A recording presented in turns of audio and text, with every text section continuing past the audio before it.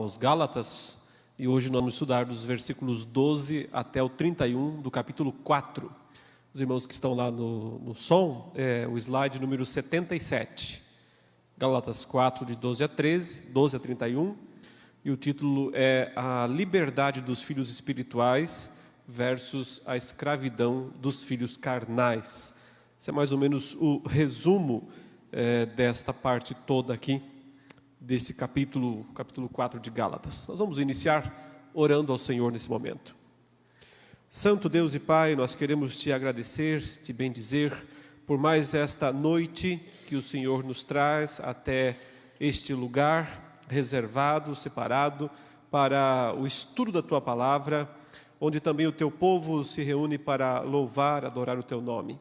Nós queremos nesta hora suplicar a Tua bênção sobre as nossas vidas, que o Teu Espírito, ó Deus, ilumine nossas mentes e corações para nós compreendermos e para que ainda mais creiamos na Tua Palavra. E também, ao mesmo tempo, que as Tuas verdades sejam aplicadas ao nosso coração e a nossas ações, de modo a que sejamos transformados por aquilo que nós aprendemos do Senhor, pela ação do Senhor nas nossas vidas. Te pedimos isso e te agradecemos em nome de Jesus. Amém. Muito bem, meus irmãos, nós vamos continuar aqui os estudos e, como os irmãos têm percebido, não foi sem motivo que eu escolhi Gálatas para estudar, porque Gálatas é a carta mais difícil que tem no Novo Testamento.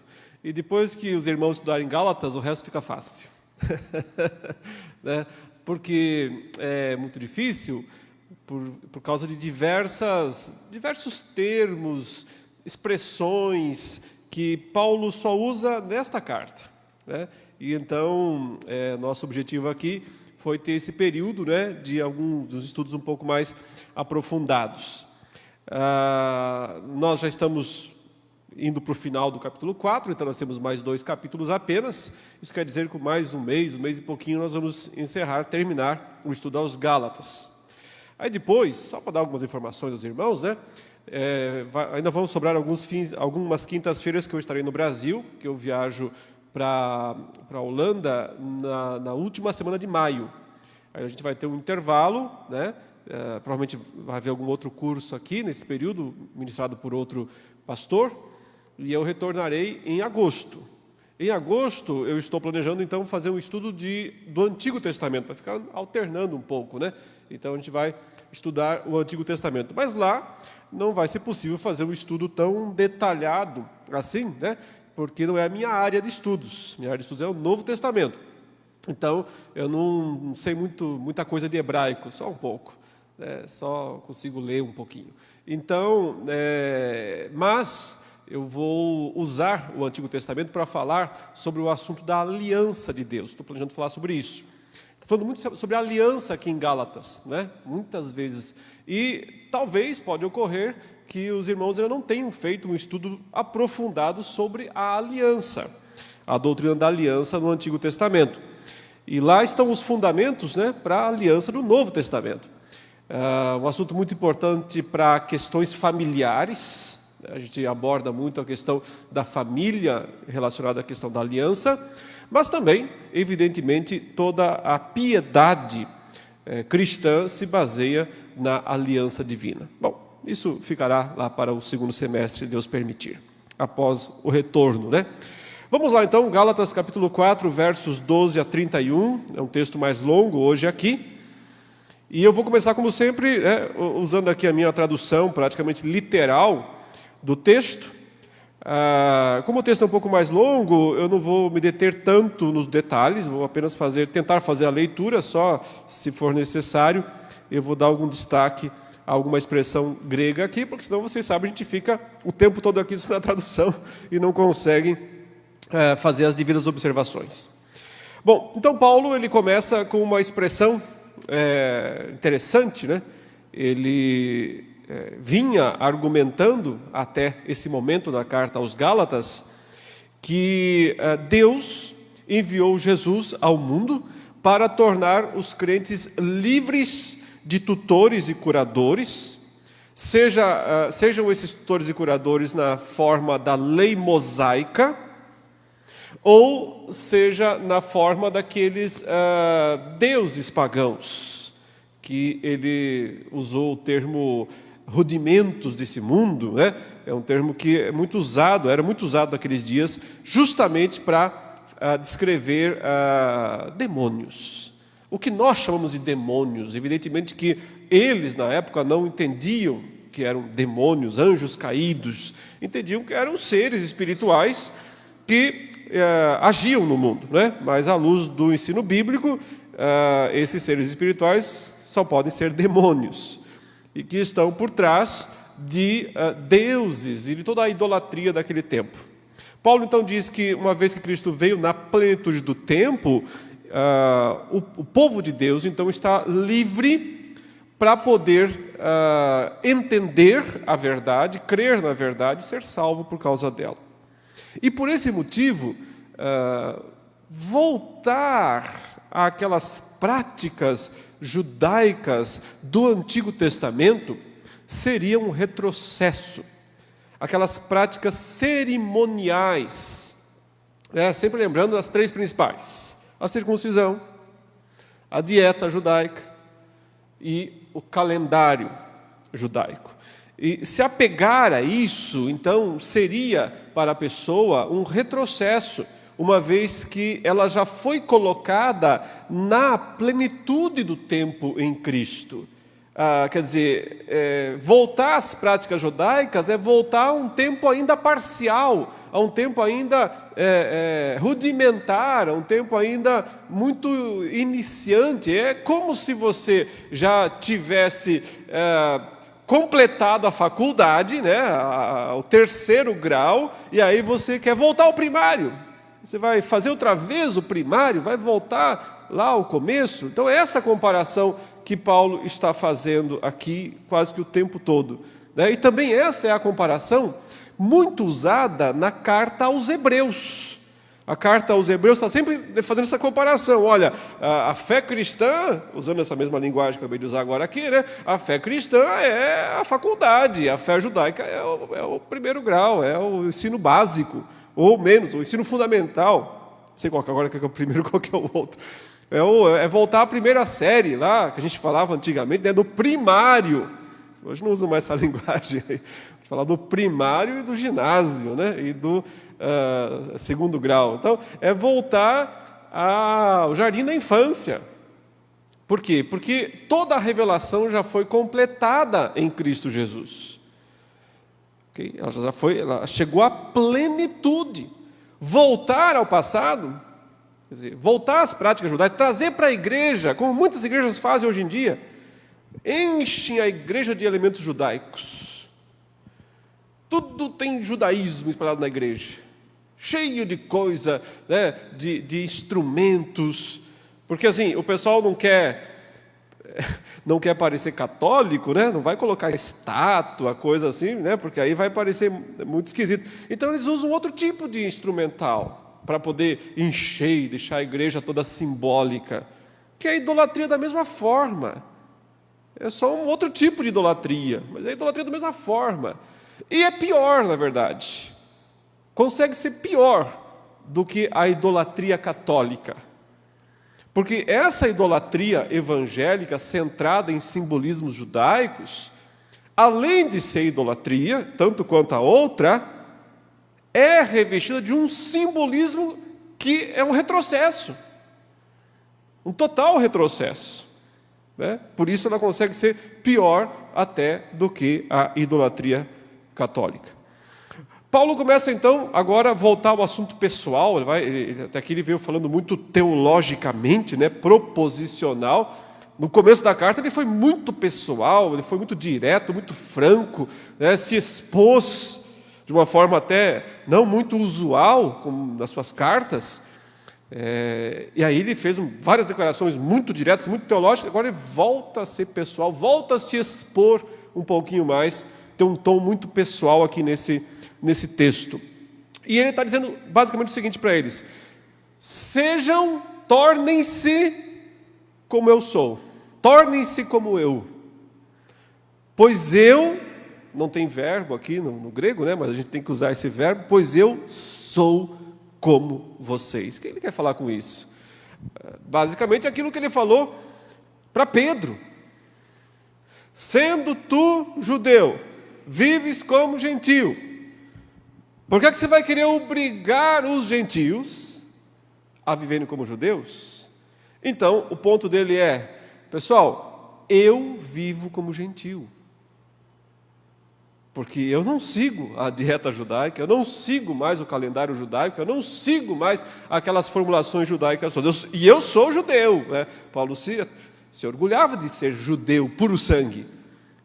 Eu não vivo como judeu. Então ele diz, vocês então, que são gentios, porque os gálatas eram gentios, vivam como gentios, não vivam como judeus. Não tentem viver como judeus. Vocês não foram chamados para viverem como judeus. Por isso essa expressão, se tornem como eu sou, pois eu sou como vocês. Ou seja, eu não guardo essas coisas, elas acabaram, elas fizeram parte de uma fase importante, mas uma fase da revelação divina e da ministração da aliança. Mas essa fase acabou. Por quê? Porque ela se concluiu, chegou à plenitude, chegou à conclusão. Então não há por que voltar a isso. Torne-se como eu, pois eu sou como vocês, irmãos. Aí tem um apelo, né? Usa uma expressão bem amistosa. Irmãos, peço a vocês, né?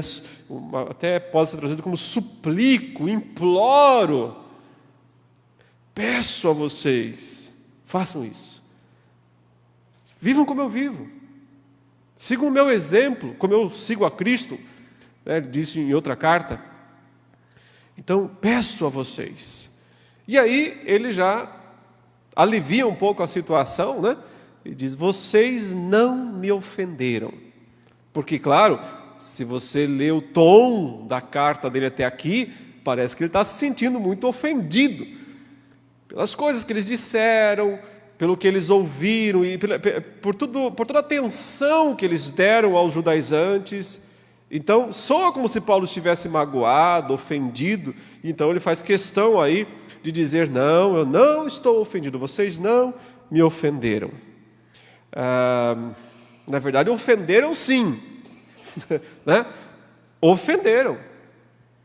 Mas Paulo está dizendo que ele não se sente ofendido, apesar de a ofensa ter acontecido. Então, tem a ver aqui com perdão, tem a ver aqui com compreensão. Paulo está sendo compreensivo. E aí ele vai mencionar um fato interessante do passado, lá do primeiro momento em que ele evangelizou os Gálatas.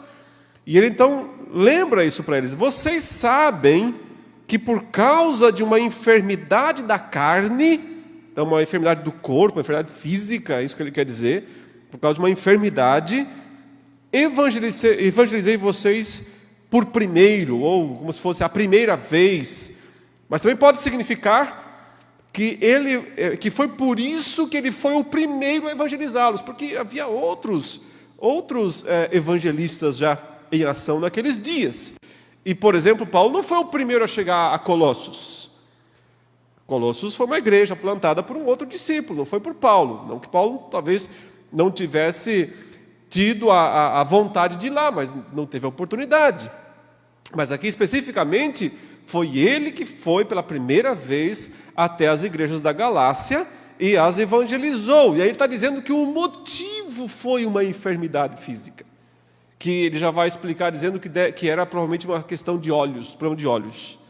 Talvez ele estivesse com alguma infecção forte nos olhos, talvez alguma doença, não explica, não há uma explicação clara, mas foi um problema ocular. Isso está bem evidente aí.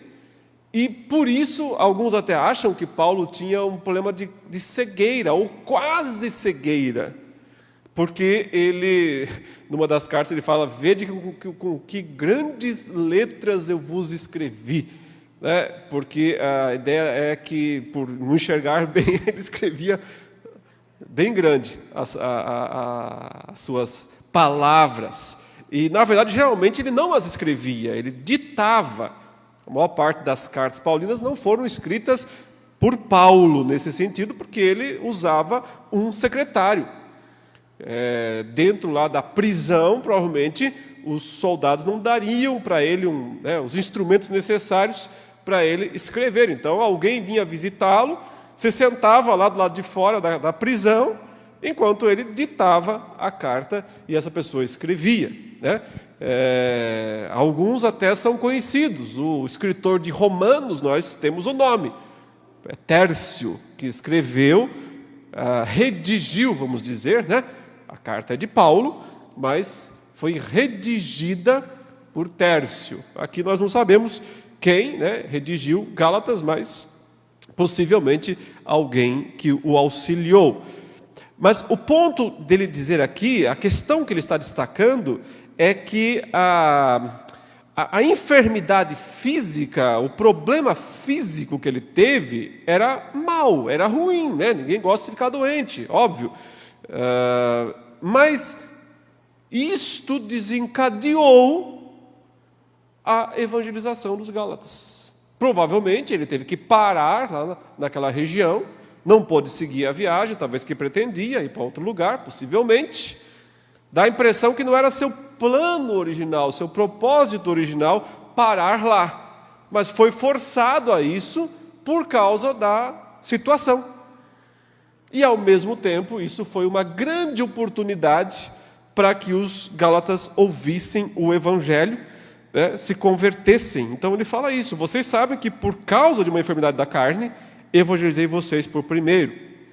E aí ele menciona uma coisa, lembrando que eles tiveram um comportamento diferente no passado e que isso faz com que ele não entenda o porquê que eles estão tão indispostos agora.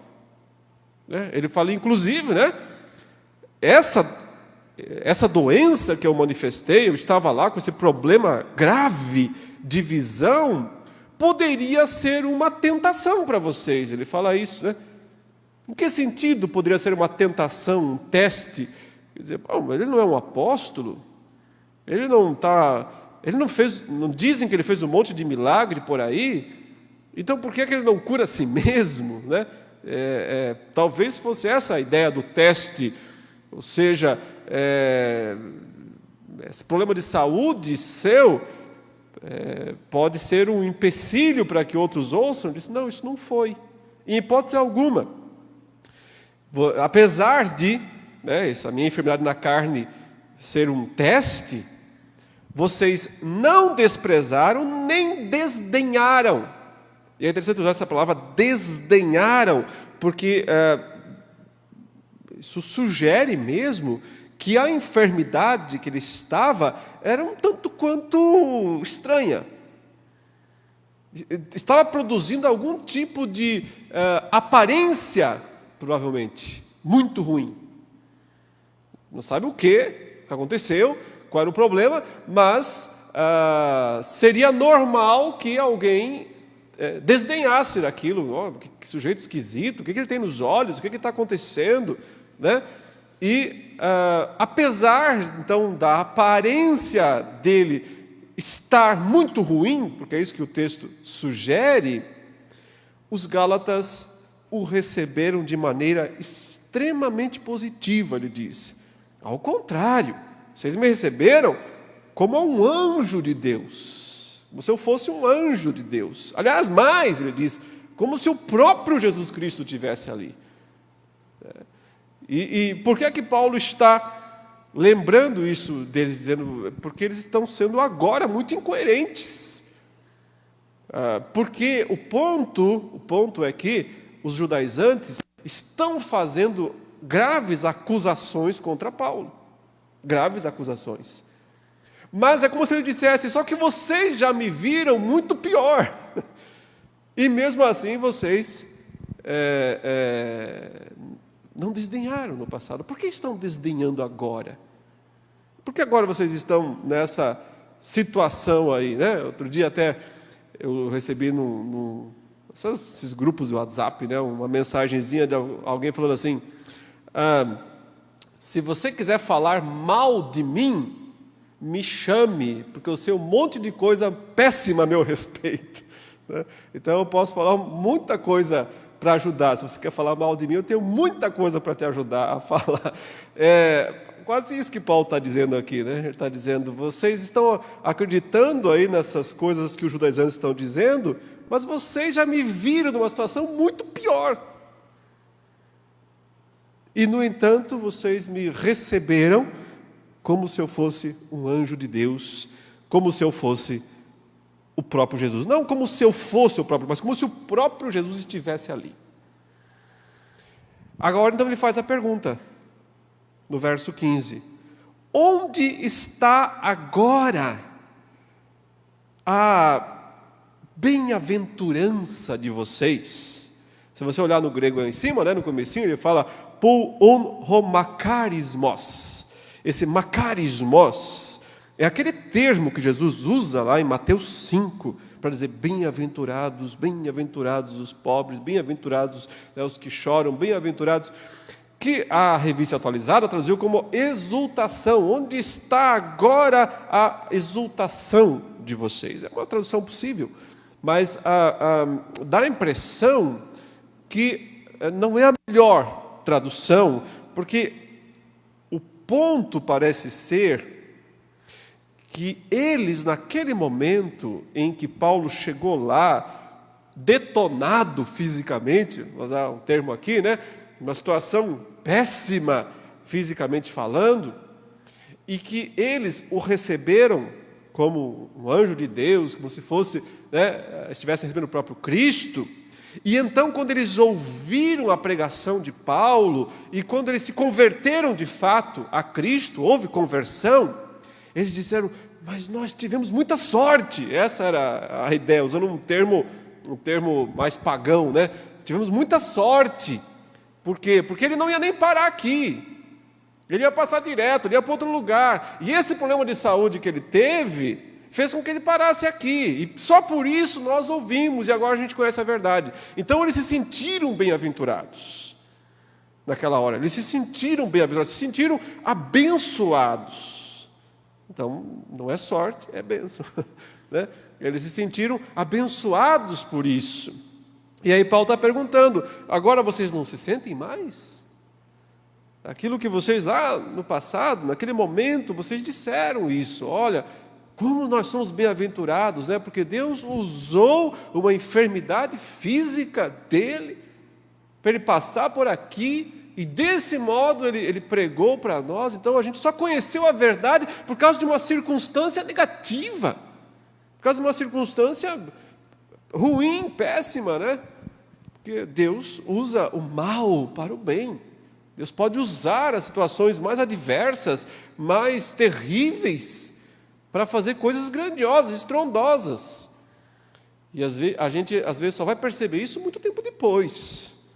O porquê é que certas coisas aconteceram, quantos livramentos, mas também quanta bênção, né? E aqui especificamente é isso que ele está perguntando. E agora, vocês não se sentem mais bem-aventurados? Vocês se sentiam tão bem-aventurados naquele momento, né? Tão privilegiados por terem recebido a pregação, recebido a palavra? Eu testemunho, pois, a vocês. Ele usa até aquele termo martiro, né, que é muito comum no Novo Testamento para testemunho formal. Então, eu testemunho, pois, a vocês que, se possível, os seus olhos vocês teriam arrancado e dado para mim.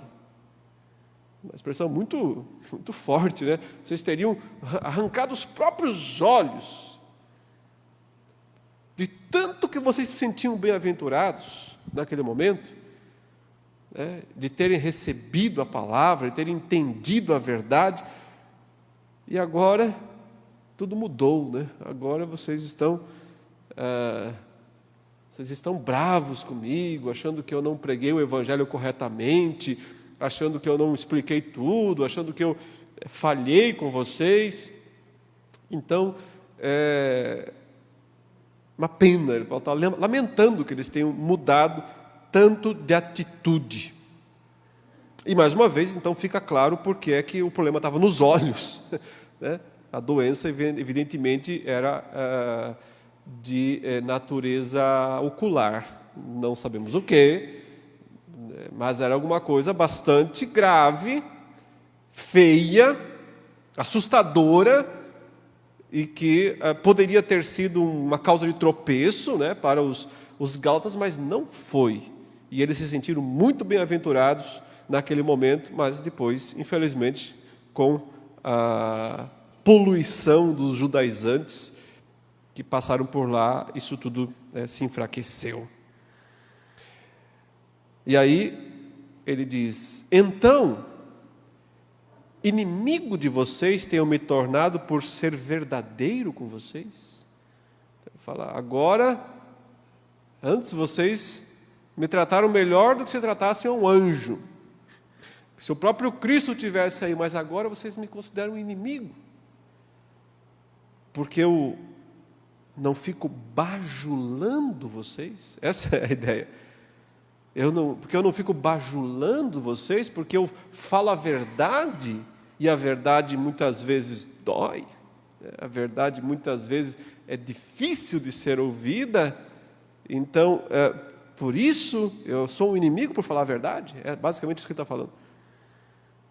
É uma situação que todos enfrentam na vida mais cedo ou mais tarde, né? Um dia você fala a verdade, se você mentir, a pessoa te considera muito especial, mas se você, especialmente se alguém quer um elogio, né? Se alguém quer um elogio e você faz o elogio mentindo, você é a pessoa mais espetacular que existe. Mas se você fizer uma crítica e ela é verdadeira, você se torna um inimigo. Então, é essa mesma situação que Paulo estava enfrentando lá com os Gálatas.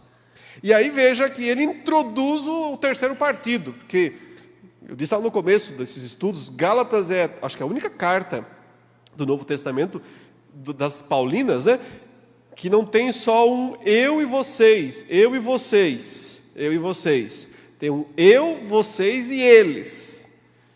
Tem um terceiro partido aqui na história. E Paulo aqui, ele introduz esse eles muito naturalmente nas frases, sem parar para explicar quem são esses eles, porque evidentemente todos eles sabem quem são. Nós que somos leitores, 20 séculos depois, não temos a mesma facilidade de saber, por isso que tem que dar uma estudada mais cuidadosa no texto, não passa batido.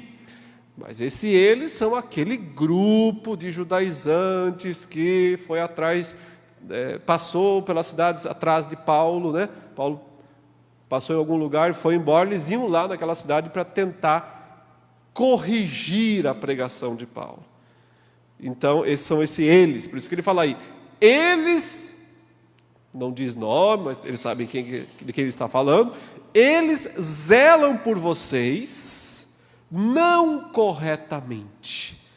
Uma expressão que Paulo gosta de usar nas suas cartas, esse zelo, né? Inclusive, isso é praticamente uma transliteração do grego, que também é zelo, né? E Paulo diz, eles zelam, que é um termo muito rico também, porque ele, em alguns momentos pode significar até ciúme.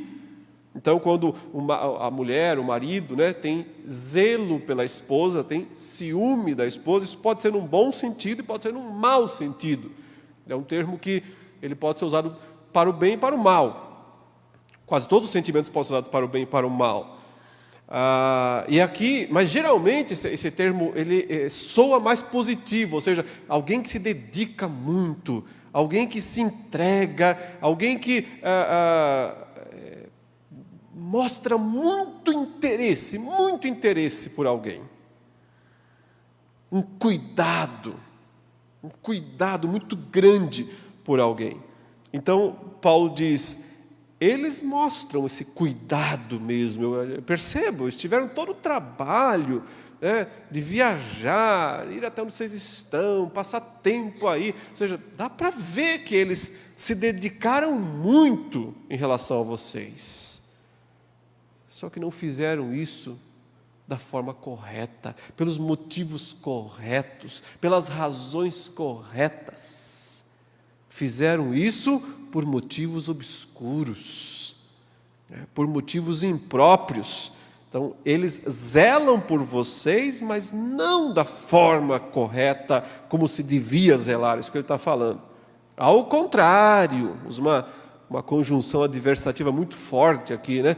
Ao contrário, separar vocês, eles querem colocar vocês de lado.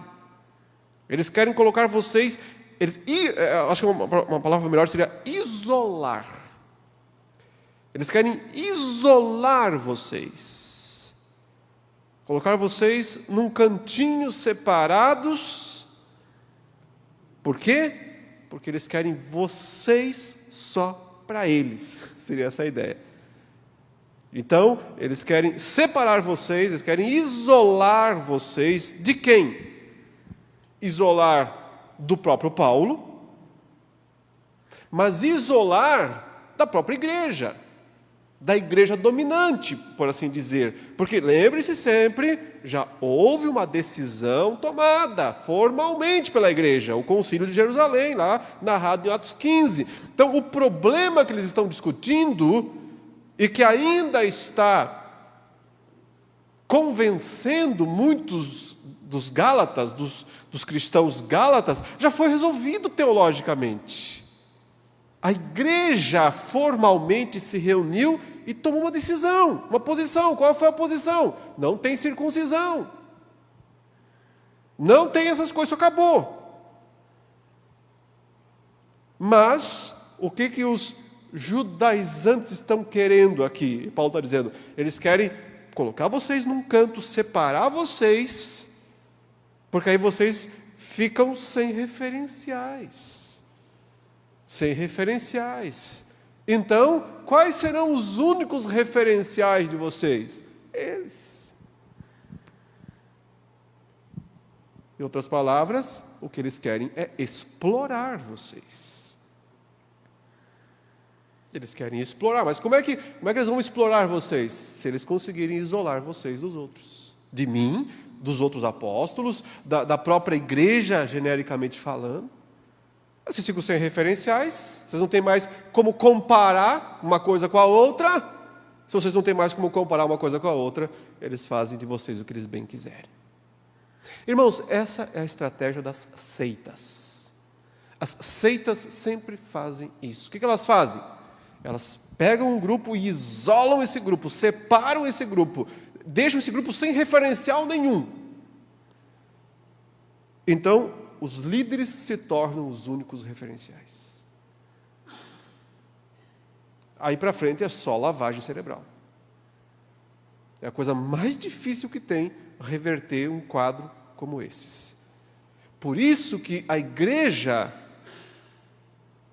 é importante como corporação, corpo, para que membros não se isolem.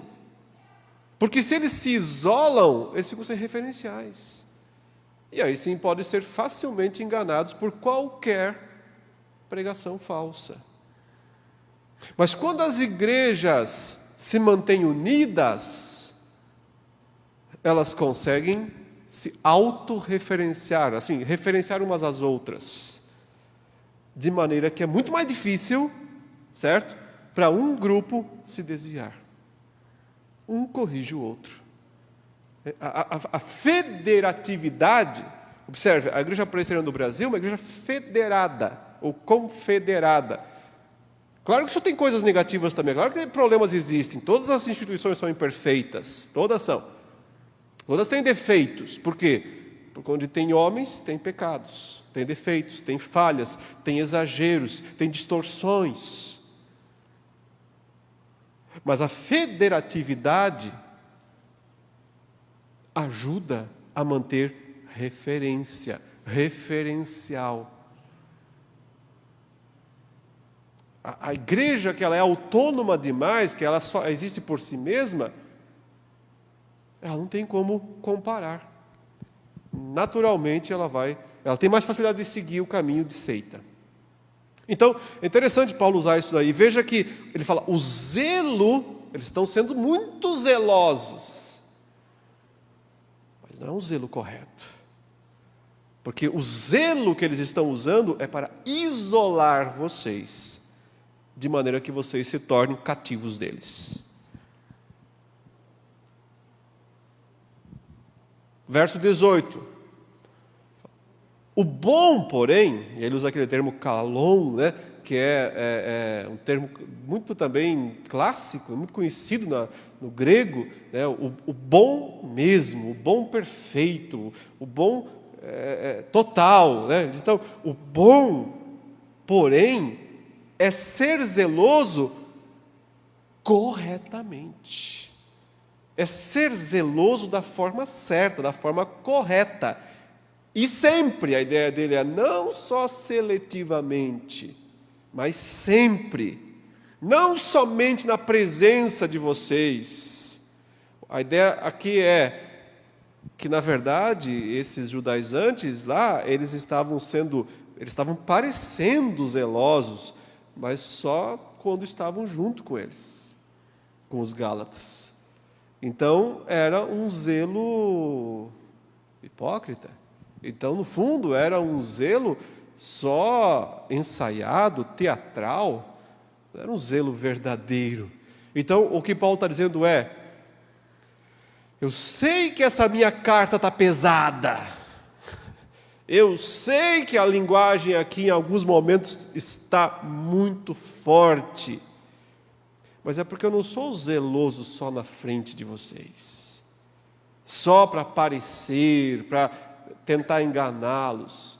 Agora mesmo, longe de vocês, eu estou extremamente preocupado com vocês.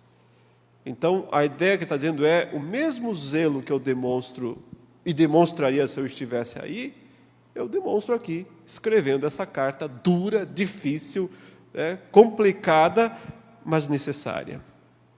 Então, não somente na frente de vocês. E aí, dá para ver o sentimento brotando, né? Tem um vocativo aqui, né? O grego tem essas expressões, né? Ele usa teknamu, aí no verso 19, filhinhos meus, mas tem que colocar um ó aí na história, porque ele não está, ele está usando, a expressão é vocativa no grego, ou seja, é um suspiro, é uma expressão que vem do fundo do coração, uma expressão forte, né? Disse, eu não estou sendo zeloso só por disfarce, eu não sou zeloso só na presença, diante de vocês. O correto é ser zeloso sempre, mas corretamente zeloso. Ó meus filhos, por quem novamente sofro as dores, termo técnico aí para dores de dar à luz, as dores da concepção, dores de parto, por quem novamente sofro as dores. Mas paradoxalmente é não até vocês nascerem, até Cristo nascer em vocês, até ser formado. Cristo lhe cria forma, até a expressão é morfote, de morfologia, né, de tornar forma, até Cristo ser formado em vocês. Eu gostaria de estar na presença de vocês agora, e não estar aqui escrevendo longe, né, sem poder estar. Eu gostaria de estar aí e mudar a minha voz.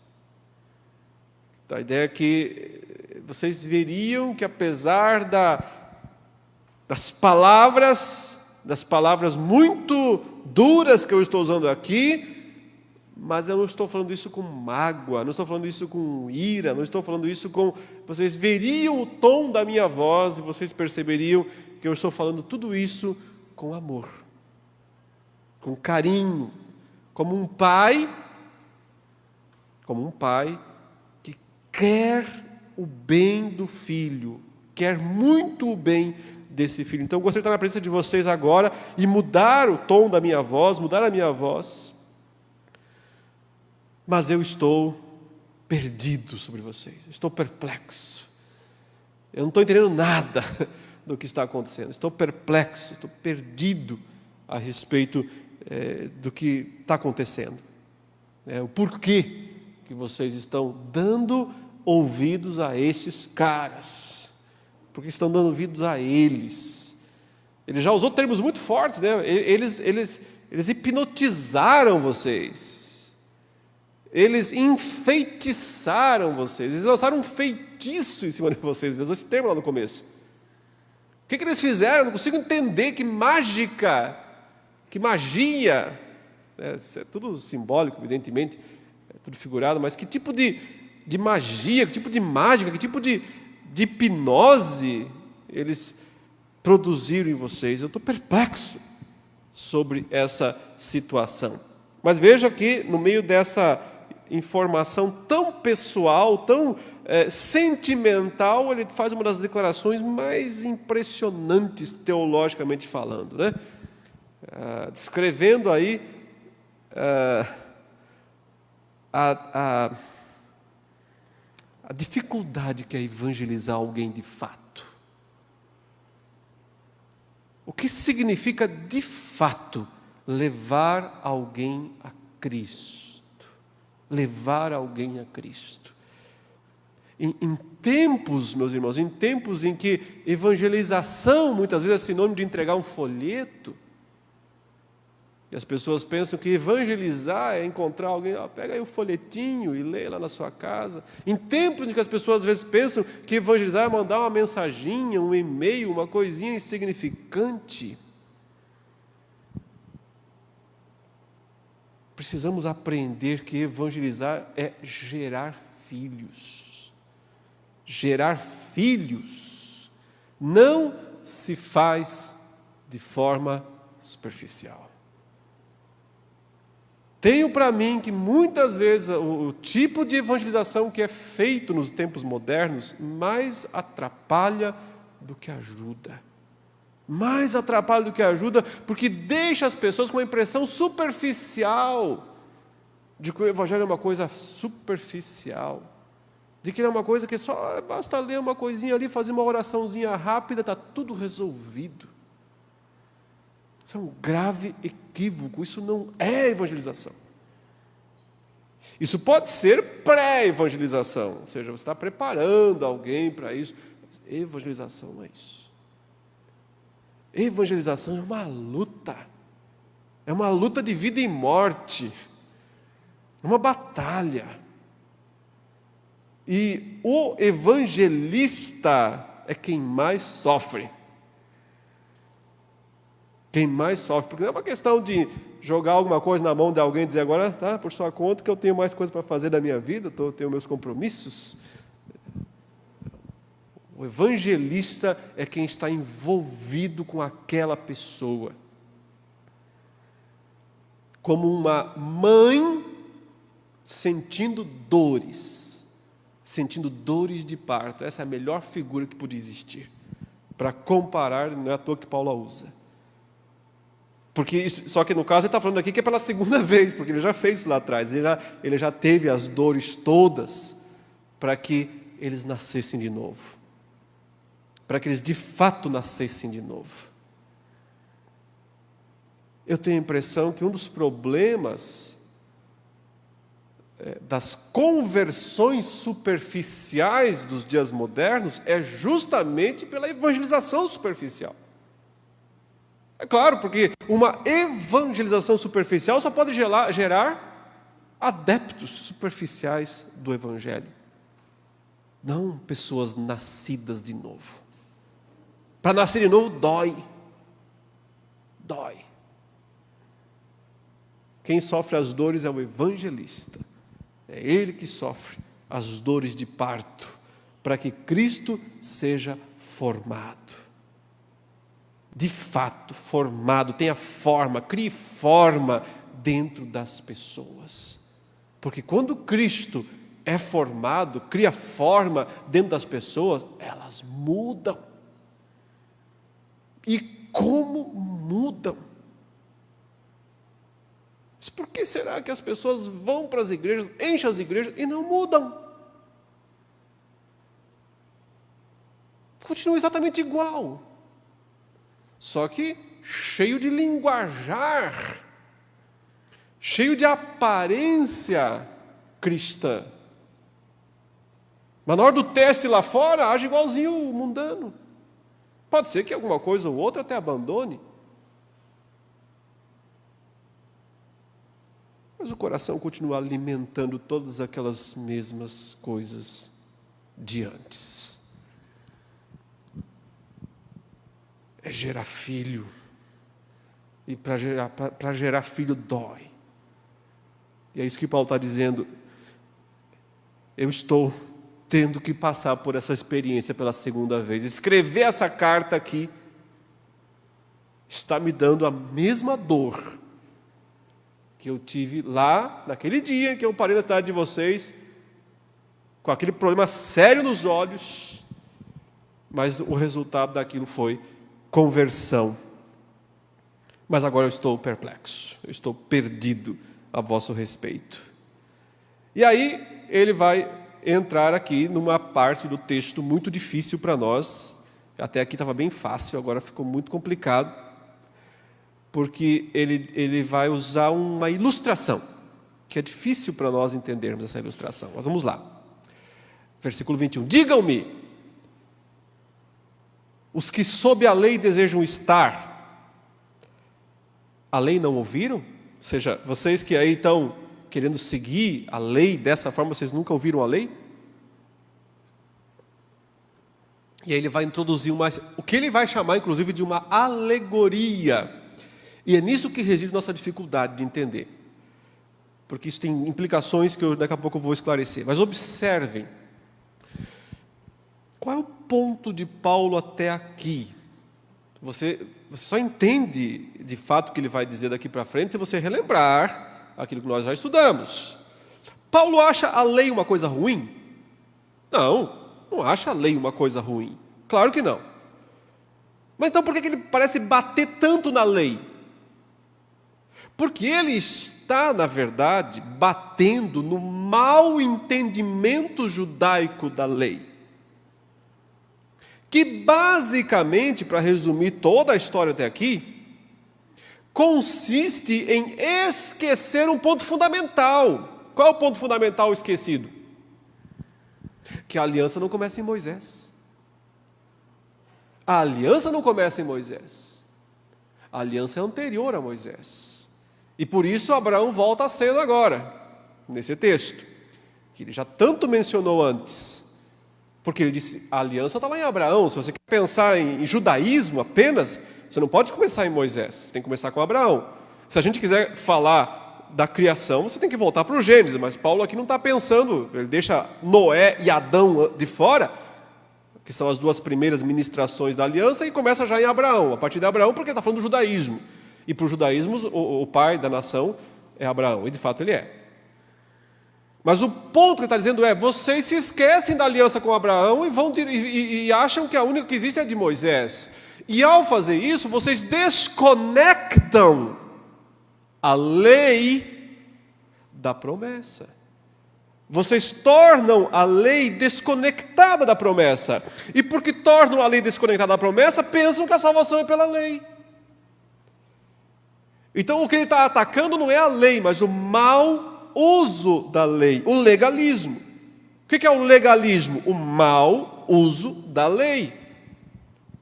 Na verdade é o mau entendimento da lei. Porque o ponto de Paulo é dizer, a lei não é uma concorrente da promessa, não é uma concorrente da graça, não é um acréscimo, não é uma subtração, a lei é um elemento da promessa. Então, a aliança abraâmica é anterior à aliança mosaica. Você não pode entender a aliança mosaica desconectada, fora da aliança abraâmica. Deus prometeu a Abraão salvação pela fé. pela promessa. O que quer que seja que venha depois não pode contrariar isso, não pode ir contra esse aspecto. Então você não pode colocar a lei contra a graça, você tem que colocar a lei como uma serva da graça, um instrumento da graça de Deus. E é por isso que ele vai agora continuar usando essa questão da lei de uma forma negativa, pejorativa, mas lembrando, não é a lei em si mesma, e sim o mau uso da lei. Vamos lá. Então vocês não ouviram a lei, ele está dizendo? Está escrito, pois, que Abraão 2 filhos teve. Um da escrava, um da livre. Porém o da escrava, segundo a carne, foi gerado. O da livre, através da promessa. O que ele está lembrando? Ele está dizendo, Abraão teve 2 filhos, certo? Isaac e Ismael. Mas em que contexto, em que situação Ismael foi gerado? Ele disse segundo a carne. Por que segundo a carne? Porque não foi algo que Deus disse, Abraão, eu estou atrasando, demorando, né? Para dar um filho para você, então dá um jeito aí. Resolva o problema por sua própria conta. Deus não mandou fazer isso. Mas Sara e Abraão decidiram fazer isso. E ao decidir fazer isso, eles criaram o maior problema para eles. Mas o ponto aqui diz segundo a carne, então, segundo os pensamentos humanos, segundo as ações humanas, não foi segundo a promessa. Mas, de qualquer maneira, sim, é preciso reconhecer, Abraão teve 2 filhos. Mas lembre-se, um foi aquele que Deus prometeu. O outro foi aquele que os homens inventaram, que os homens deram um jeito, que os homens formaram. Claro que Deus é que dá a vida, Ismael só nasceu porque Deus autorizou, mas o ponto aqui de Paulo é mostrar as intenções, as razões por trás do nascimento das 2 crianças. Uma nasceu, a razão por trás é a promessa, a outra nasceu, a razão por trás é a carne. Aí ele explica para que eles entendam, ele diz: estas coisas são uma alegorização. Não o fato de que nasceu lá 2 meninos, não é isso. O que eu vou falar agora. O que eu vou falar agora é uma alegoria, uma alegorização. Inclusive, o termo grego também aqui é praticamente transliterado porque ele fala uma alegorúmena. Uma alegorúmena, uma alegorização. Agora isso nos dá um problema. Por quê? Porque se você já estudou teologia reformada, interpretação, hermenêutica reformada, nós vivemos dizendo que a alegorização é ruim, que você nunca deve fazer a alegorização. E, no entanto, você vê aqui Paulo está dizendo que ele vai fazer agora uma alegorização. E agora nos complicou a vida, né? O que a gente faz então? Estamos errados? Porque, entenda, o que é uma alegorização? É um método de interpretação, é um método hermenêutico, nós dizemos. O que eu estou fazendo até agora aqui é seguir um método hermenêutico, que você pode chamar, se você quiser, esse método de gramático histórico, ou histórico gramatical. Por quê? Porque eu estou o tempo todo aqui, analisando a melhor tradução gramatical possível dentro de um contexto histórico. Eu nunca estou interpretando esses termos fora, eu não estou extraindo ele do contexto e tentando dar uma interpretação puramente gramatical. Não, ela não é puramente gramatical, porque a língua é viva. A língua é viva. Hoje mesmo nós usamos palavras que lá no passado tinham outro significado, outro sentido. Então eu dependo da história, eu dependo do contexto histórico para conseguir entender gramaticalmente o verdadeiro significado do momento em que foi escrito. Isso a gente chama de método hermenêutico, método interpretativo, gramático, histórico. Embora as 2 expressões sejam muito fortes, gramático e histórico, mas o termo principal é contexto. Contexto, contextual. O contexto cultural, social, do momento. Eu estou sempre tentando entender o que está acontecendo com Paulo, que cidade que era, onde é que estava, qual era o momento, que influências externas, né, estão sobrepostas ao texto. Então é um contexto cultural, histórico, mas também o contexto literário, ou seja, cada expressão tem que ser interpretada dentro do conjunto de expressões do texto. Por isso que agora há pouco eu mencionei Abraão, ele mencionou lá atrás Abraão, está retomando agora, temos que cruzar as informações, né? Não podemos interpretar esse versículo isoladamente. Isso é basicamente exegese ou interpretação histórico-gramatical. O que é interpretação alegórica? Ela não está nem aí para essas coisas. Nem aí para essas coisas. A interpretação alegórica, ela, de forma subjetiva e até mesmo aleatória, simplesmente dá sentidos outros a cada termo que eles não têm lá nos termos, originalmente como ele foi escrito. Isso é alegoria. As escolas de alegoria, elas existiram no judaísmo. Alguns rabinos, eles diziam que, iam tão longe na questão alegórica, que eles diziam que pouco importava se uma palavra significava alguma coisa, que eles conseguiam dar sentidos até para as curvas das letras, se eles quisessem. Eles conseguiam dar sentido até para as curvas de uma letra. Se essa letra tem uma curva, então essa curva dessa letra, esse O aqui, né, vamos usar modernamente, esse O, o que ele é? Ele é uma volta, então eu vou interpretar isso como sendo uma coisa circular, não importa se o som é O ou O. Mas é claro que isso é um exagero de alguns rabinos lá do passado, mas houve um filósofo judeu chamado Filo de Alexandria, e ele é o mais conhecido dos intérpretes judeus alegóricos já lá do tempo cristão, né? E ele fez uma alegoria de Agar e de Sara. É interessante porque ele fez uma alegoria de Agar e de Sara, e Paulo também cita aqui Agar e Sara.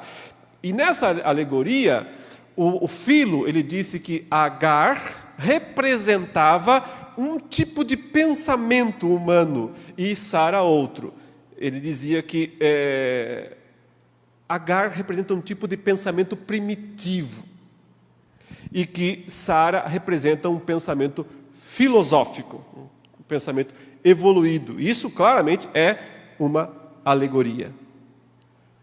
Mas será que é isso que Paulo está falando? Será que é esse tipo de interpretação que Paulo está usando? Na verdade, não. Embora ele use a expressão alegoria, o que ele vai fazer de fato é uma tipologia. Uma tipologia. O que nós chamaríamos hoje, nos métodos hermenêuticos, de tipologia. Ele vai encontrar lá no Antigo Testamento alguns tipos que tipificam. Isso é bem comum no Novo Testamento. Por exemplo, né, Jesus disse, assim como a serpente de bronze foi levantada no deserto, assim o Filho do Homem será levantado. Isso é uma tipologia. Ele está se comparando à serpente de bronze. Isso não é uma alegoria, isso é uma tipologia. Paulo fala, aquela rocha lá no deserto que foi ferida e dela jorrou água para saciar o povo de Deus, é uma tipologia de Cristo, porque Ele é que foi ferido, né, para saciar a nossa sede. Então, uma coisa é diferente, tipologia não é a mesma coisa que alegoria. Okay? Então, essa palavra assustadora aqui que a gente lê, alegoria, deve ser interpretada dentro do contexto gramático histórico, e nele ela significa tipologia, e não o que hoje nós entendemos por alegoria. Tá? Muito bem, então qual é a tipologia? Ele diz, elas quem? Agar e Sara. São, pois, duas alianças. Dois casamentos, né? Duas alianças. Uma do Monte Sinai, para a escravidão gera. Esta é Agar. Pois Agar é do Monte Sinai, na Arábia.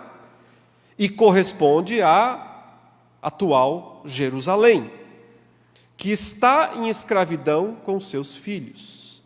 Mas a Jerusalém do alto é livre, a qual é a nossa mãe. Bom, então ele compara Sara e Agar, e dizendo, uma é escrava, outra é livre. Elas, portanto, tipificam, porque as duas estão relacionadas com Abraão, o pai da fé. Mas elas tipificam, portanto, duas posturas, duas alianças, dois entendimentos a respeito da aliança. O entendimento agariano, né, e o entendimento de Sara. O que dificulta um pouco são essas menções que ele faz aqui ao Monte Sinai, à Arábia, né? Porque a gente fica pensando, mas de onde é que ele tirou essas coisas? Ele tirou da história, porque acredita-se, e se acreditava isso lá no primeiro século, que quando Abraão despediu Agar para que ela fosse embora, ela foi para essa região.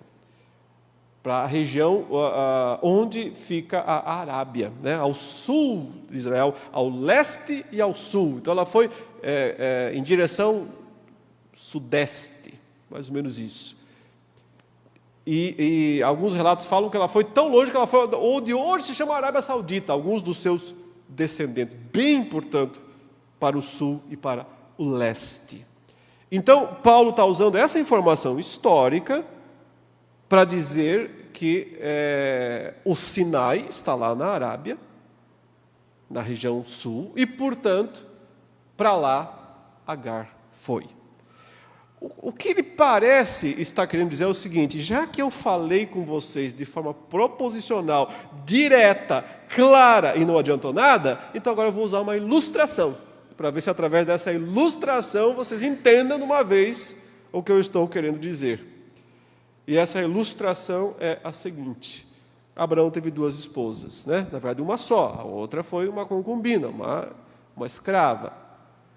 Mas as duas tiveram filhos, um da carne, o outro da promessa. Se vocês seguirem a lei do Sinai, desconectada de Abraão, só resta a escravidão para vocês.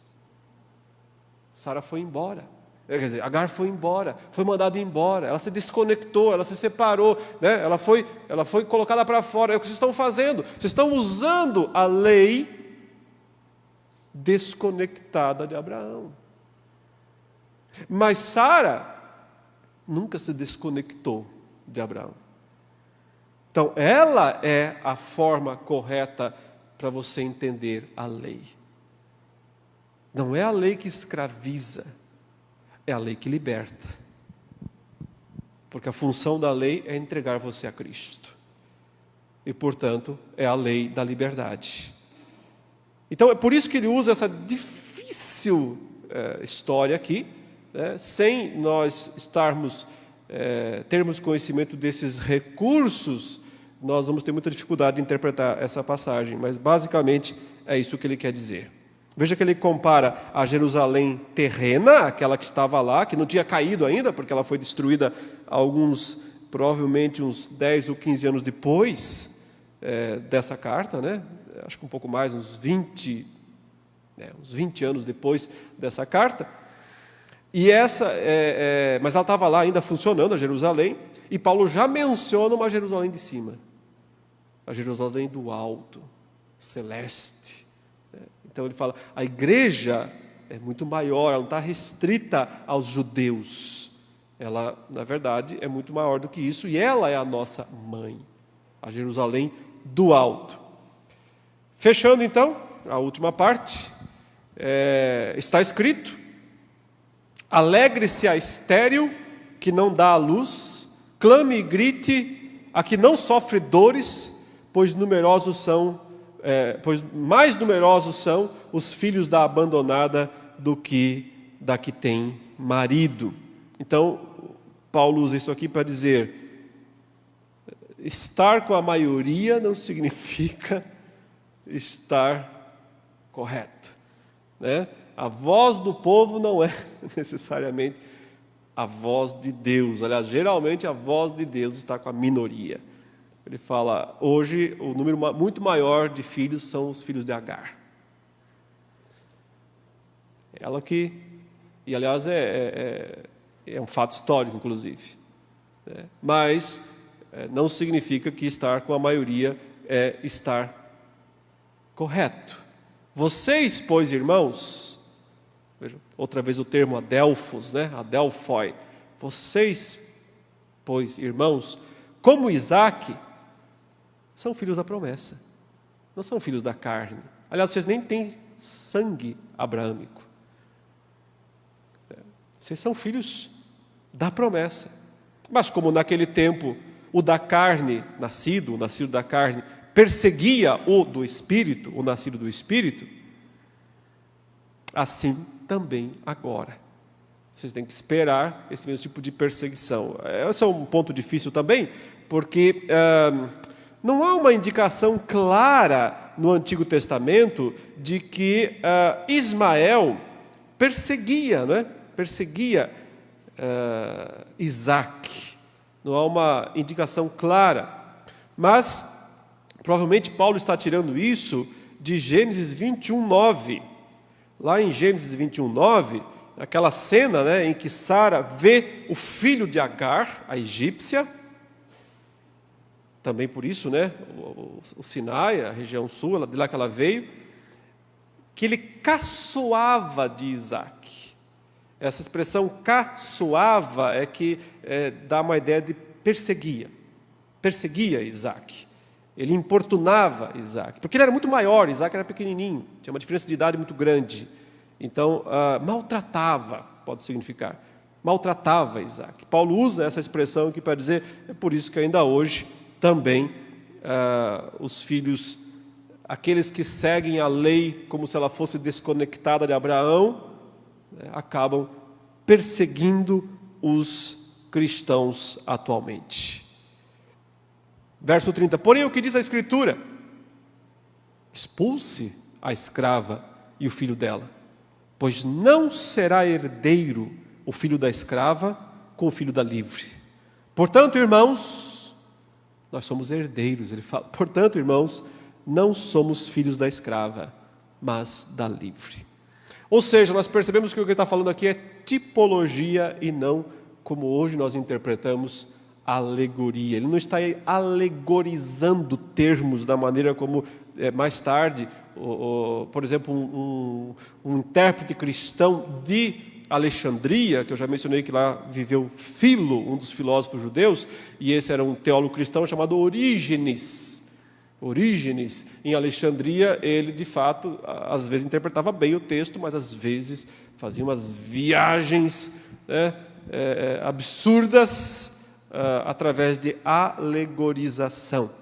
Essa alegorização não tem fundamento bíblico.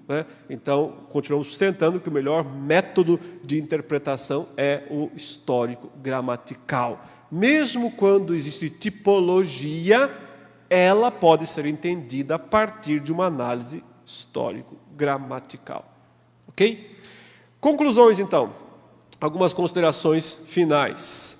Resumindo boa parte do que nós já explicamos.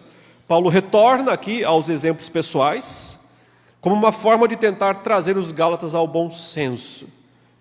Fala sobre o passado, sobre a excelente receptividade que eles deram a ele, apesar da enfermidade física, a qual, na verdade, motivou o encontro, mostrando o quanto eles haviam sido abençoados e como eles se sentiram abençoados por isso, e Paulo também se sentiu altamente abençoado por aquele encontro. Eles tinham se sentido bem-aventurados, tinham entendido quanto as coisas humanas, carnais, são secundárias.